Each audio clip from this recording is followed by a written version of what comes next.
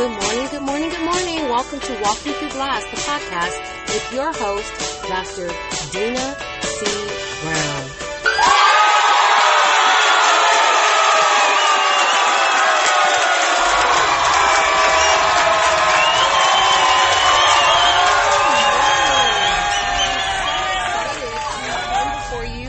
Again, today it is Tuesday, and I am on a roll. That is something to cheer. One of the missing pieces that I had shared on a prior episode was that consistency piece was really the missing element for me to truly begin to elevate my walk and my purpose. It wasn't that I wasn't operating in the space, it's I needed elevation. And there's three things that I share as part of my C3 blueprint that you need for elevation. And that's clarity, confidence, and consistency. The clarity is there. I'm really clear about what I'm called to do. I can see, taste, feel, and position. I'm so ready for everything else that's coming next. I might not know what all of it is because I'm operating in the present, but I will tell you that I'm very clear about what it is. And the confidence. I know I have what it takes. I know that I have the skill sets. I know that I have all of the tools necessary to kick it off. Now, by having all the tools, I'm not saying that there's not additional room to grow, because there's always room to grow. And that's part of the toolkit, is understanding that you're always growing and aspiring and achieving and doing more to get to the next level. But that one area that had me kind of stuck, was consistency.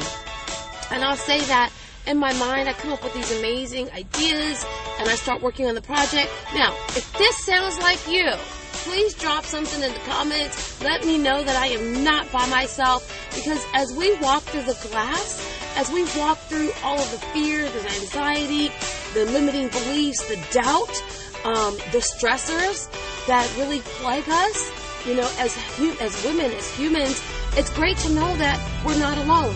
That is why this show and this podcast actually exist. So, if you have issues with consistency, I would love to hear from you. Drop something in the comments. Let me know. Reach out. Give me a DM, direct message, etc. Because how you're getting through and progressing through it is really where we can be the best benefit to those people that are still processing it. So, here's the thing, is that I love radio. I love video. I love TV. I love performing. However, what many people don't really understand and know about me, because they see what I do when I'm in that space, is that I am an introvert. Actually, I'm more of an ambivert. When I'm on, but I actually rejuvenate by having downtime. And oftentimes, there's so many thoughts in my head, because the way that my brain is set up, there's all these amazing creative ideas and these things to do. And I see it not just for myself, but for my clients. And which is one of the value adds, is that I'm concrete abstract, is that I think outside the box, but I have a unique skill set in scaffolding and making the steps actually happen. So I'm always thinking. And I'll start a project, and sometimes the end of it and working through it and doing it step by step for myself is the challenge. And although I love the podcast space, the radio space, and I start talking to myself a lot of times of, you can't get on today because, I don't do video as much because I'm like, I don't want to put makeup on. I don't want to do my hair. Mind you, I have locks. I look kind of tired. All of these little things I say to myself to go, I'm going to do it later. And it's not procrastination because I'm lazy. It's procrastination because I'm thinking, my goodness, what it takes out of me to do it, to pour in and out, because I operate in my authentic space, can be draining for me. So consistency, especially when it came to putting out the episodes, I would have things recorded, things out there, and then I run into that perfection trap. It's not exactly right. Or, if I'm doing it in the car on my way, which is how I actually started the whole podcasting space, then, all of the little outside noises are going to detract. But guess what? I realized it really doesn't. It really doesn't. And that by me talking myself out of things and doing it in the now was impeding my ability to be consistent, to grow and elevate my purpose. And then when I listen and I watch, or I'm paying attention to someone else's, again, not having my lens focused on my own gifts, I then begin to question, do I have what it takes to do it at their level? Not do I have the skills, because I know I have the skills, but then I begin to ask myself these questions. What is going on? What is going on? Why am I able to pull this together for many clients and help them make large amounts of money? Why am I able to do that for them, but I wasn't doing it for me? So I had to go back and think about my tape, right? We've been talking a little bit about that mindset space and having the mind in the right space. Again, you will never rise above the self-image you have for yourself. Ever, never, ever. Okay? And it exists on a subconscious level, not just a conscious level.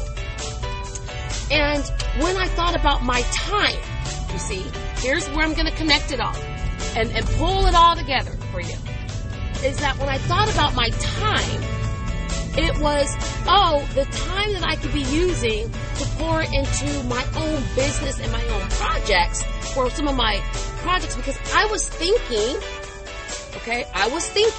that really my purpose was only designed to gift others. But it is not. It is also, hear this, it is also designed to elevate myself. Because the higher elevation, the higher frequency I get to operate on, the greater my gift and my touch points for those that are impacted by my gifts. So what I had to really process and begin to re-script as part of my narrative is that I am worthy. So our I am statement for this daily dose of vitamin Dr. D on this Tuesday is I am worthy. I am worthy of my time. I am worthy of my gifts. I am worthy to pour into myself. I am worthy in my perfected flawed state. I am worthy. And I deserve my gifts just as much as the client, just as much as the friend, just as much as the family member, just as much as anyone that you impact as you're walking down the street. I am worthy. That is a very difficult space to shift into. Hence the Lead Her Shift movement, shifting the way we think about ourselves as women and how we develop and respond as leaders. Our narrative has been seeded from birth, prior to birth, of being nurturers, taking care of others. I'm not saying everybody does it perfectly, but that's been seeded, okay, as part of that, taking care of others. Oftentimes at the detriment of loving self. So, I want you to say this. Say this out loud, wherever you are. When you're listening to this, when you are listening, wherever you are, I don't care if there's people around. Just say, I am worthy. And see how good it feels. But you gotta say it about 4 times. Because the first time, you kind of whisper it, and then you have a little bit of the guilty monster. That inner bully starts punching you in the face. Oh, look at you. You're conceited, you're arrogant, you're selfish. You're only thinking about yourself. Here's the shift. Why wouldn't you be thinking about yourself? Aren't you worthy too? So, on this Tuesday, as you begin to rescript this divine narrative that really and truly and honestly is for you to pour in to yourself so that you have more to pour into others. And now, the famous piece, and people always remind you, even when you're on the airplane. So this bears to be repeating because it's so powerful. Even when you're on the airplane, it always tells you to put your mask on first. But for how long have you, let's get honest now.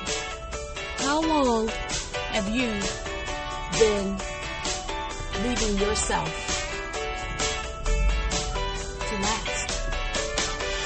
How long have you been giving everybody else the fruit while you sipped on the rind? How long will you continue to allow you to neglect you? Because you're teaching other people how to treat you. You're teaching other people how to value you. You're teaching other people to take your gifts and not give back. So how do you stop this? You start by saying, I am worthy. I choose me. I love every nuance of who I am, even in its perfectly flawed state. When you begin to process you that way, it opens the gateway for you to love more, for you to give more, for you to do more, and for me to be more consistent. So to take this 10 to 15 minutes to give you that daily dose of Dr. Vitamin D, it's not just about you. It's actually my love note to me. And that's what it is. It is a love note to me that I share with you. So I am worthy. And once I start saying it, it's almost like I can't stop. And I get a little tremor, and sometimes I get a little teary-eyed. Because then, for only a fraction of a second, because I'm human, I begin to wonder, what took me so long? You are who you think you are. You are who you think you are. You are who you think you are. So start believing in the greatest aspects of who you are, so that you can begin to bestow your gifts on the world, because that's what you do have a purpose. You're here and you have these gifts to be able to give back and pour into it. Because all of this is part of your becoming. So, what are you waiting for? Did you say I am waiting? What are the affirmations that you need to speak into your life so that you can soak it up into your spirit and implant it on your psyche? So the way that you think about you begins to manifest in what you do. So, that's what I got for you today on Walking Through Glass, the podcast with your host, Dr. Dina C. Brown. And Walking Through Glass is available on iTunes, Spotify, Stitcher, Google Music Play, and Podbean. I really would appreciate them asking you, especially today, if you got a chance to listen to today's, I ask you today to please listen and share. There's so many people out there, not just myself, who needs this personal love note to them. Because I am worthy of all of my gifts, and you are worthy too. I appreciate you. I truly thank you for listening, and I want you to have a terrific, transformative Tuesday. Thanks. Have a great one. Bye-bye.